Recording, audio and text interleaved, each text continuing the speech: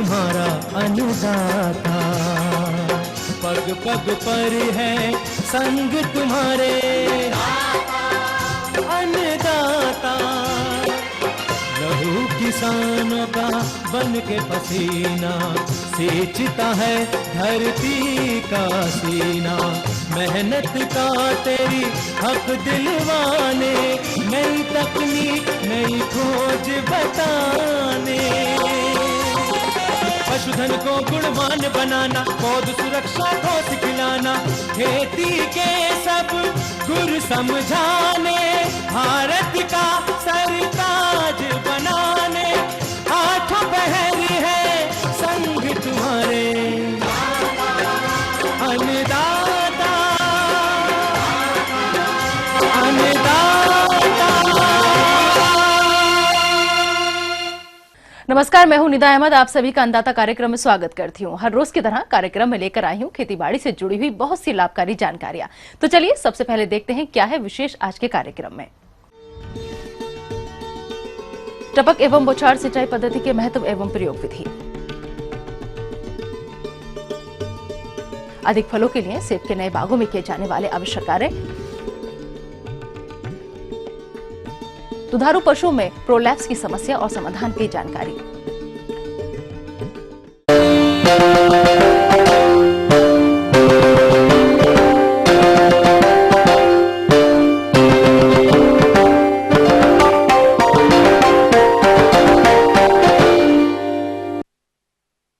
जल के बिना जीवन संभव नहीं है, ये कहावत तो आपने सुनी ही होगी। और आज के समय में धीरे धीरे जल की कमी होती जा रही है, इसलिए जरूरी है कि जल की बचत की जाए। और जहां तक कृषि की बात है, जल का सबसे अधिक उपयोग फसलों में सिंचाई के लिए किया जाता है, लेकिन बहाव विधि से सिंचाई करने में जल का काफी नुकसान होता है। इसलिए हमारे वैज्ञानिकों ने सिंचाई की ऐसी तकनीकों का विकास किया है जो कम जल का उपयोग करके फसल से अधिक उत्पादन ले सकते हैं, जिस पर विस्तार से जानकारी लेने के लिए हमारे रिपोर्टर ने संपर्क किया हिसार के एक कृषि वैज्ञानिक डॉक्टर राजकुमार से। जो टपका सिंचाई विधि है, माइक्रो इरिगेशन स्कीम, ये पूरी नेशनल लेवल के ऊपर है और इसमें जो है किसानों को बहुत ज्यादा फायदा है। हमारे प्रदेश के जो किसान भाई ड्रिप अथवा स्प्रिंकल सिंचाई पद्धति को अपनाना चाहते हैं, तो उन लोगों को ये जान लेना जरूरी है कि हरियाणा सरकार इसके लिए किसानों को कितनी सब्सिडी दे रही है। सरकार इस पे काफी मदद दे रही है, काफी सालों से दे रही है लगातार। इस साल जो है किसानों को, जो छोटे किसान हैं, 5 एकड़ से कम के किसान हैं, वो उनके ऊपर लगभग 65% सब्सिडी है उनको, और जो बड़े किसान हैं उनको लगभग 55% के लगभग सब्सिडी मिलती है। इसके लिए हरियाणा सरकार ने कुछ जो माइक्रो इरिगेशन जो कंपनियां लगाती हैं इसको, वो पैनल कर रखी है। तो किसान किसी भी एक कंपनी से, 2 कंपनी से कंपेयर करके जिससे सही लगे उससे बात कर सकता है और ड्रिप इरिगेशन लगवा सकता है। बागवानी विभाग में आजकल सारा ऑनलाइन है, तो ऑनलाइन कंपनी वाले या किसान उसके ऊपर अपनी फाइल लगा देते हैं और फिर बागवानी विभाग से उसकी स्वीकृति मिल जाती है। और जब सिस्टम लग जाएगा उस टाइम इंस्पेक्शन होगी, और इंस्पेक्शन करके अगर वो सही पाई जाती है तो खाते में किसान की सब्सिडी चली जाती है। अब बात आती है इस पद्धति को अपनाने पर आने वाले खर्चे की, तो किसान भाइयों को ये भी जान लेना जरूरी है कि इस पद्धति को अपनाने पर आने वाला खर्चा मुख्यतः फसल पर निर्भर करता है कि आप कौन सी फसल लगा रहे हैं। जैसे बाग लगाएगा, बाग अगर उसकी लाइन 20 बाई 20 फीट पे है तो उस पर थोड़ा आएगा, किसी की लाइन 10 बाई 10 फीट पे तो उस पर ज्यादा आएगा, और मान लो सब्जी में लगाएगा तो वहाँ पे 2.5 फुट पे लाइनें है तो वहाँ ज्यादा आएगा। ये वेरी करता है किस उसके ऊपर लगानी जा रही है। तो ये मतलब खर्चा तो समझोगे 20,000 रुपए से लेके 15,000 रुपए भी हो सकता है, 30,000 रुपए भी हो सकता है। ये तो किस क्रॉप पे लगाई जाती है उसके ऊपर खर्चा निर्भर करता है। देखिए, अगर हमारे यहाँ जैसा कि अक्सर देखा गया है, पानी की कमी काफ़ी किसान महसूस करते हैं, तो उसके लिए जरूरी है कि हम वैज्ञानिक विधि टपका या फुहारा सिंचाई प्रणाली ज़्यादा से ज़्यादा अपनाएं, वनस्पति की पारंपरिक विधि। जब हम ये वैज्ञानिक विधि टपका सिंचाई या स्प्रिंकलर सिस्टम जब हम अपनाते हैं, तो हमें खास करके ये ध्यान रखना है कि किस तरह की फसल है और किस तरह की हमारी भूमि है। ड्रिप विधि रेतीली और खारी जमीन व खारा पानी के लिए भी अनुकूल है। इस विधि द्वारा लवणीय तथा ऊंची नीची भूमि को बिना समतल किए इससे समान मात्रा में सिंचाई संभव हो जाती है। ये विधि बागवानी तथा सब्जी फसलों के लिए अत्यंत ही लाभदायक है। और इसके साथ साथ ऐसी फसलें जो कुछ दूरी पर लगाई जाती हो, जैसे कि बागवानी की सभी फसलें, सब्जियों वाली फसलें, कपास की फसल और गन्ने की फसल, तो इनमें हम टपका सिंचाई प्रणाली लगा सकते हैं। स्प्रिंकलर जो प्रणाली है या फव्वारा सिंचाई प्रणाली है उसको हम लगभग सभी फसलों के लिए प्रयोग कर सकते हैं।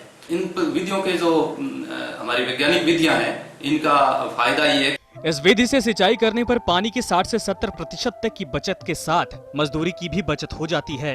सही तरीके से जल प्रबंधन करने पर भूमि में वायु और जल का सही अनुपात होने से पौधे स्वस्थ रहते हैं तथा हमें पैदावार भी अच्छी मिलेगी और जो हमारे को उत्पादन मिलता है इससे, जैसे फल मिलते हैं या सब्जियां मिलती है, कोई भी पैदावार है उसकी जो क्वालिटी है वो भी उत्तम मिलती है हमें, जिससे कि बाजार में उसका भाव भी अच्छा मिलता है।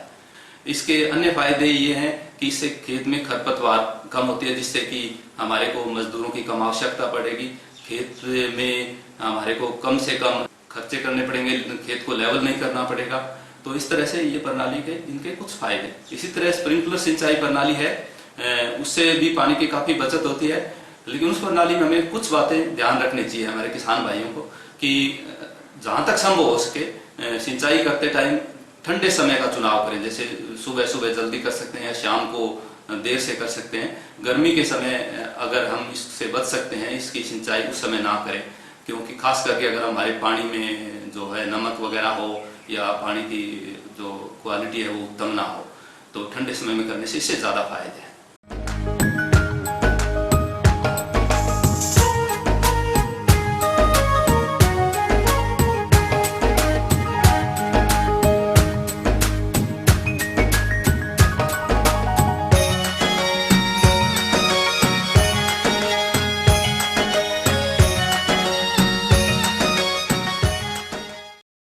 हिमाचल प्रदेश में हमारे जिन किसानों ने सेब के नए बाग लगा रखे हैं वो अपने बागों की कटाई छटाई और तथा उसमें किए जाने वाले आवश्यक कार्यों को किस प्रकार से पूरा करें ताकि आगे चलकर किसानों को अपने बागों से अधिक तथा गुणवत्ता युक्त सेबों की प्राप्ति हो सके। इसके बारे में अपने सुझावों को बता रहे हैं कृषि विज्ञान केंद्र चंबा के विषय विशेषज्ञ डॉक्टर राजीव कुमार चंद्रा।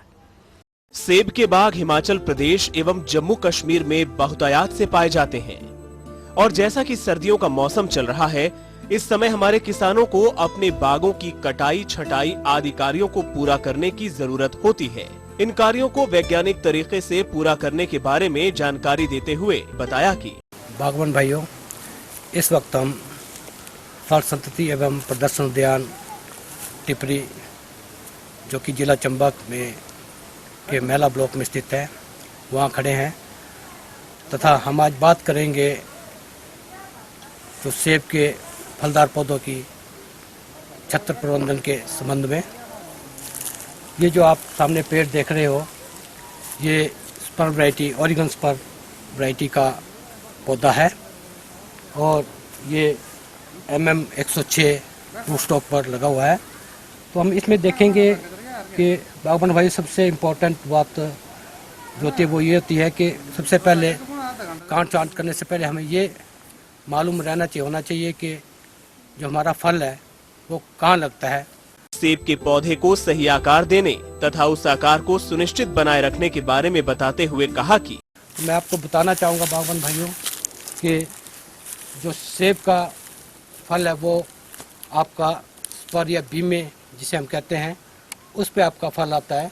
जैसे आप सामने देख रहे होंगे कि ये बीमे हैं, इस पे जो है आने वाले समय में अभी ये अगले साल फल आएगा।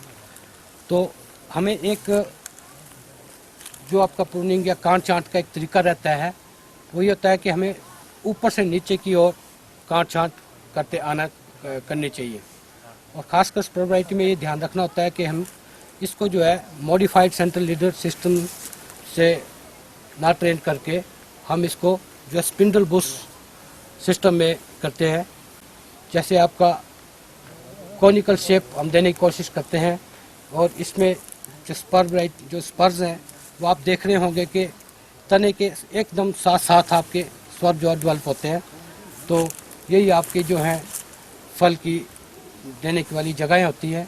तो हमें ये बैलेंस बनाना पड़ता है कि जो आपका जो पत्ते आते हैं, जब पत्ते और पत्तों का होना भी उतना इम्पोर्टेंट है और पत्ते नहीं होंगे तो हमारा फल नहीं होगा। और हमें ये देखना होता है कि पत्तों और जो आपका जो जिसमें आपके फूल आने हैं उसमें एक बैलेंस बना के चलना पड़ता है। तो हम पेड़ की साइज को मद्देनज़र रखते हुए उसी के हिसाब से जो है ये स्पर या बीमे रखते हैं। जैसे आप ये पौधा देख रहे हो तो इसकी हाइट लगभग आपकी 2.5 से 2.25 मीटर तक इसकी आपकी हाइट होगी। तो इस पौधे में हम कितना फल मैक्सिमम ले सकते हैं, तो जैसे ये पौधा है तो इसमें आपका 100 या 150 फल जो है आपका अच्छी क्वालिटी का और अच्छे साइज का जो है वो आपका तैयार हो सकता है। तो हमें जैसे काट छांट करने के लिए इसमें हमें ये देखना है कि जो बहुत मॉडरेट जैसी आपको इसमें काट छांट करनी है, वही टहनियाँ काटनी है जो आपस में जो तंग करती है। जैसे ये टहनी है अंदर की तरफ जा रही है तो हमें इससे नहीं चाहिए, हमें इसको ऐसे काट लेंगे। इसी तरीके से ये टहनी इसको हम नहीं रखेंगे। 1 2 3 4 5 6 7 8 9 10 लगभग 20-22 पर आपके इस टहने पे एक टहनी पे है। अगर हम 20-22 पर एक टहनी पे रखेंगे तो आप ये देखिए कि इतना फल का भार जो ये टहनी सहन नहीं कर सकती। इसलिए जो पुराने स्पर हैं आपके, जिसमें पहले फल आ चुका है, और मैं ये भी बात बता दूं आपको कि एक स्पर जो है वो 3 से 5 साल तक जो है अच्छा फ्रूट जो है वो बियर करता है, उसमें अच्छा फ्रूट आता है। तो हमें ये कोशिश करनी है कि इस टहनी में लगभग आपका 7 या 8 जो स्पर हैं वो रखे जाएं। तो इसको हम इस तरीके से इसको छांट लेंगे।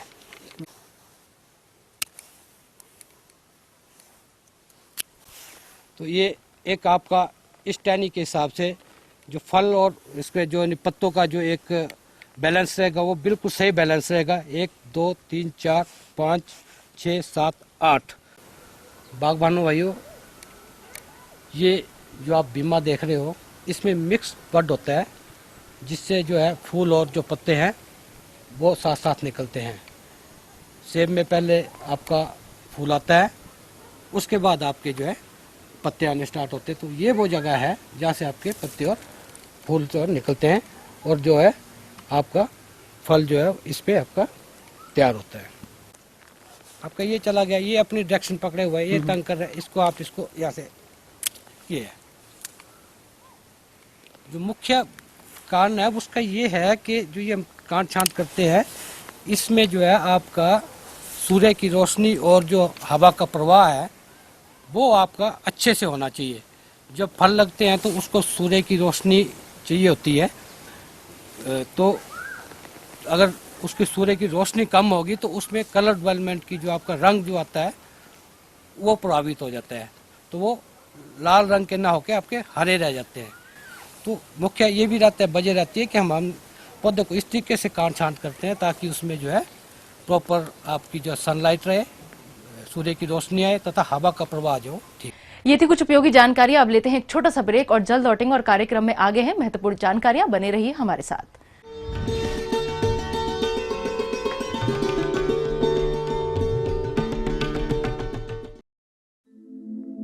दुनिया के नक्शे पर यह है इंडिया मेरी जान।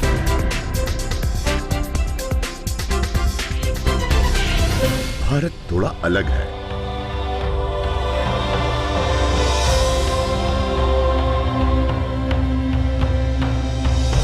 देखा आपने, इतना सा भी छूट जाए तो सच अधूरा रह जाता है। बदलते भारत का पूरा सच। राष्ट्रीय समाचार हर रोज सुबह 8 और दोपहर 2 बजे।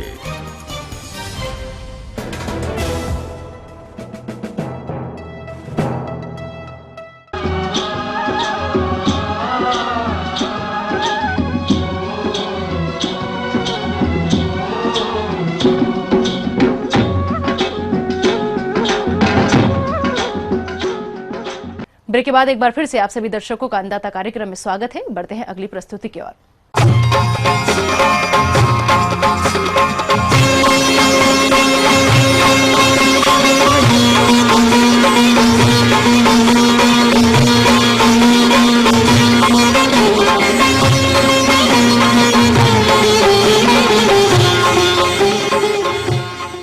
दुधारू पशुओं में कई बार ऐसी समस्याएं आती हैं जिससे पशुपालकों को बहुत परेशानी उठानी पड़ती है। यहाँ हम आज चर्चा करना चाहेंगे पशुओं में आने वाली समस्या प्रोलैप्सी की। पशुपालक भाइयों, ये समस्या किन कारणों से आती है और इस समस्या के समाधान के लिए कौन कौन से उपाय अपनाने की जरूरत है, इस विषय पर जानकारी दे रहे हैं डेयरी पशु विशेषज्ञ डॉक्टर विकास जायसवाल।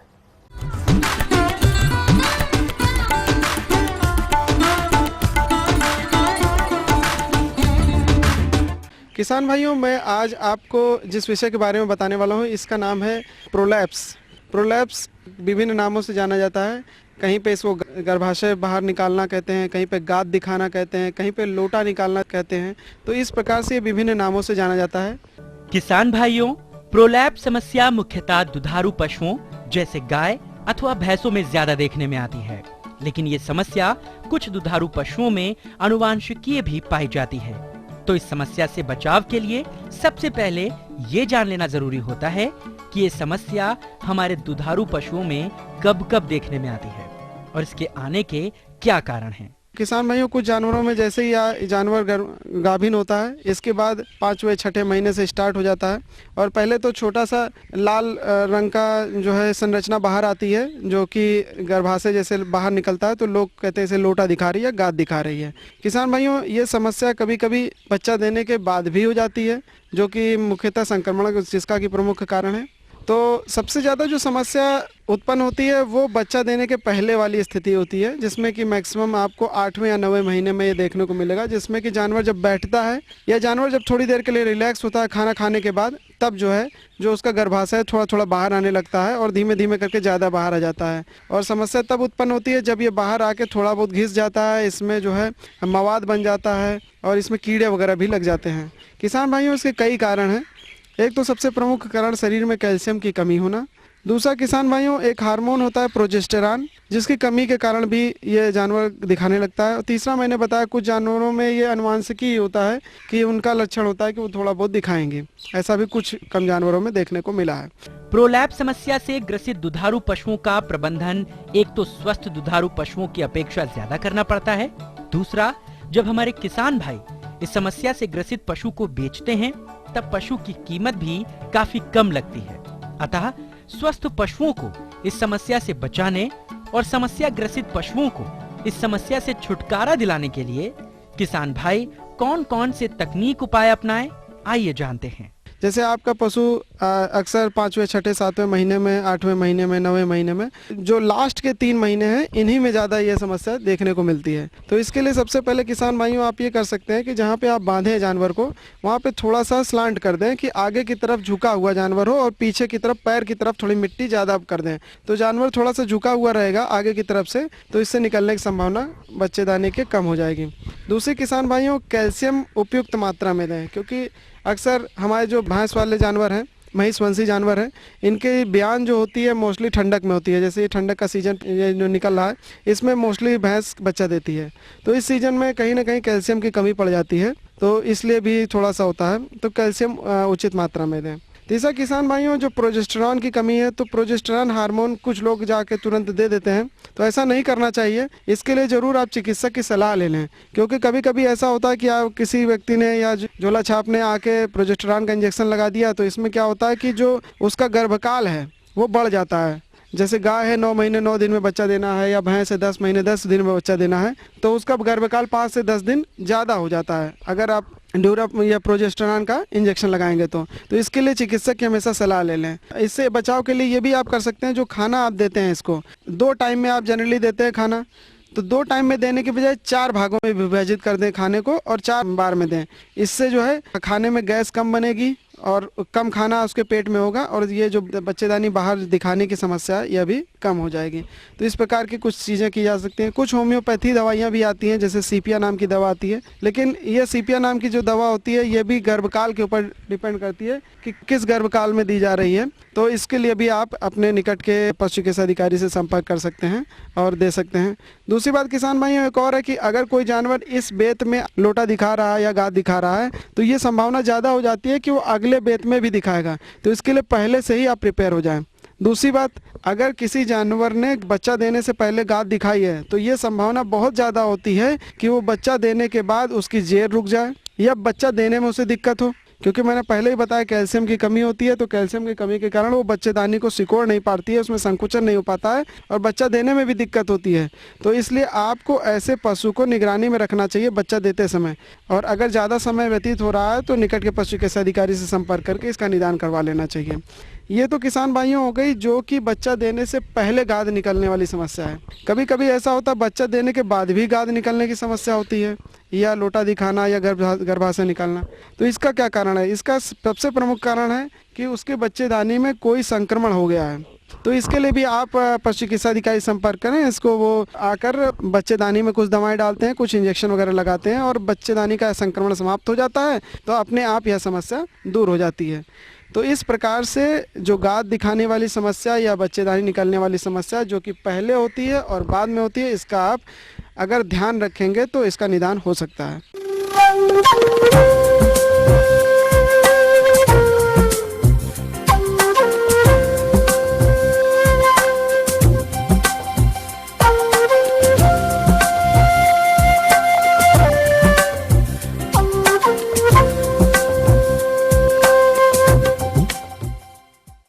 मौसम के अनुसार प्रबंधनों पर ही टिकी है आपकी खेती बाड़ी और इसलिए मौसम पूर्वानुमान और उस पर आधारित साप्ताहिक कृषि सलाह इस प्रकार है।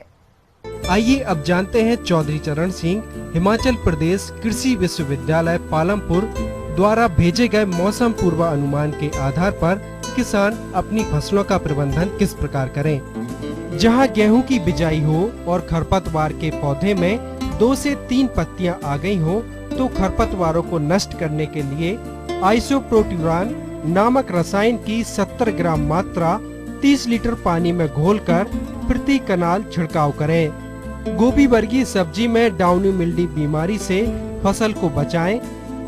प्याज की तैयार पौध की रुपाई करें। सभी प्रकार की सब्जियों में निराई गुड़ाई करें तथा नाइट्रोजन गुड़ाई के समय फसलों में डालें। प्याज की तैयार पौध की रुपाई 15 से 20 सेंटीमीटर कतार से कतार तथा 5 से 7 सेंटीमीटर पौधे से पौधे की दूरी रखते हुए करें। मटर में इस समय चूड़ेल आसिता नामक रोग देखने को आ रहा है, अतः इसकी रोकथाम के लिए कैराथियान दवा 5 मिलीलीटर प्रति 10 लीटर पानी में अथवा बेबिस्टीन 50 WP 5 ग्राम दवा 10 लीटर पानी में घोलकर छिड़काव करें। आगे और भी हैं कुछ रोचक जानकारियां, पर यहाँ पर रुकेंगे एक और छोटे से ब्रेक के लिए। जल्द हाजिर होते हैं।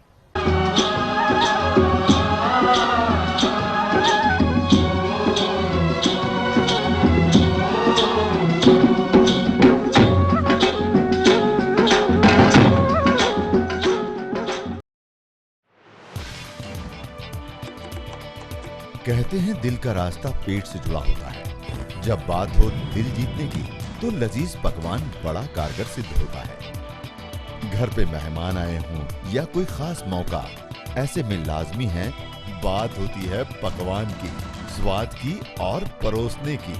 तब एक ही नाम जहन में आता है, रसोई से। देखिए रसोई से।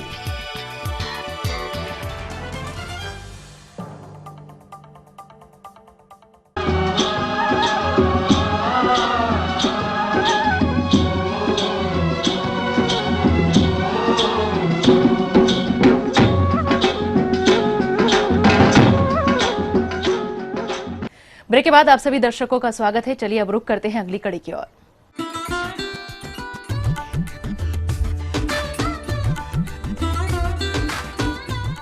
अन्नदाता हेल्पलाइन निःशुल्क फोन संपर्क सेवा के माध्यम से आपके द्वारा पूछी गई समस्याओं में से एक या दो महत्वपूर्ण समस्याओं को हम अपने कार्यक्रम में शामिल करते हैं और इसी के तहत आज की चयनित समस्या और उसका जवाब इस प्रकार है।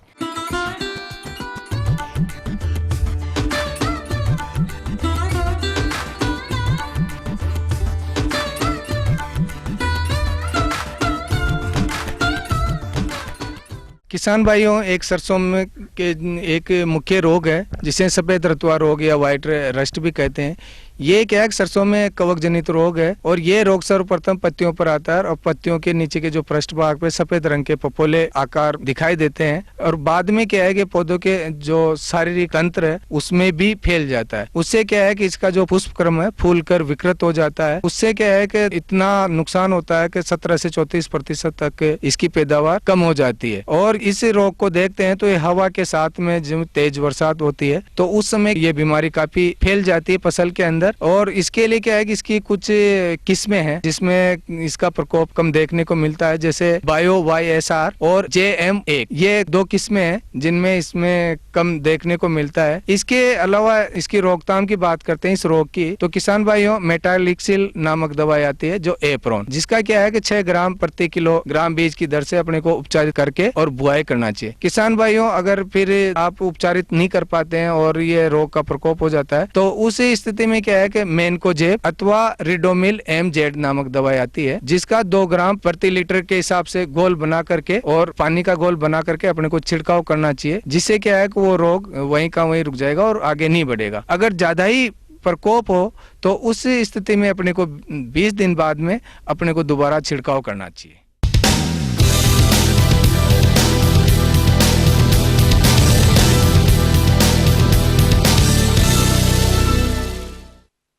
राज्य की विभिन्न मंडियों में कृषि उत्पादों के चढ़ते उतरते बाजार भाव की संक्षिप्त जानकारी इस प्रकार है।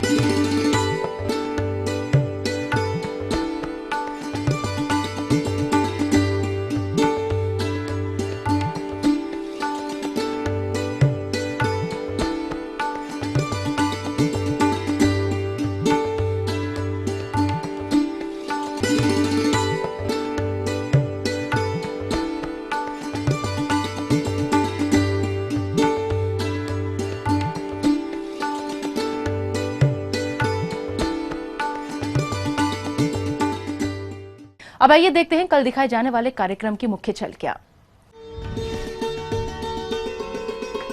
केंचुआ खाद उत्पादन पर एक किसान का अनुभव।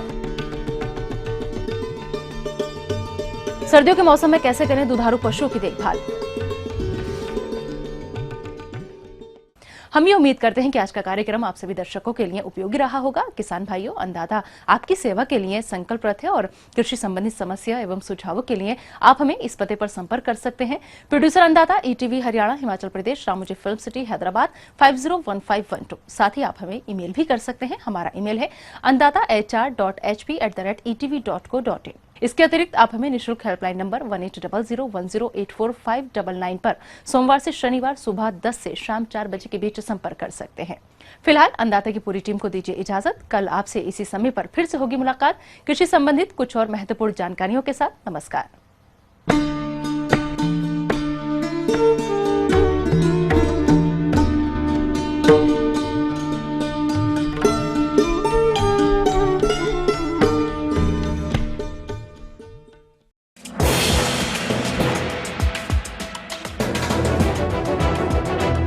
आप देख रहे हैं ETV न्यूज हरियाणा हिमाचल प्रदेश, खबर ही जीवन है।